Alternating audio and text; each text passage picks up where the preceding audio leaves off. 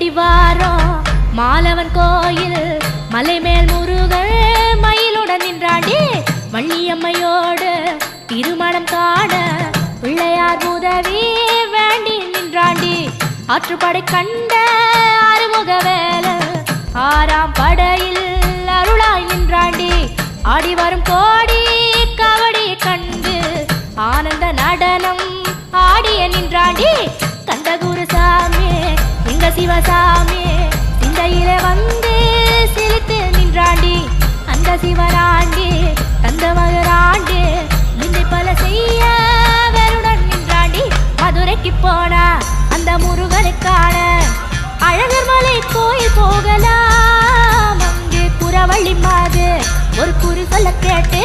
நம்ம குடும்ப வாழ்வில் நன்மை காணலாம்.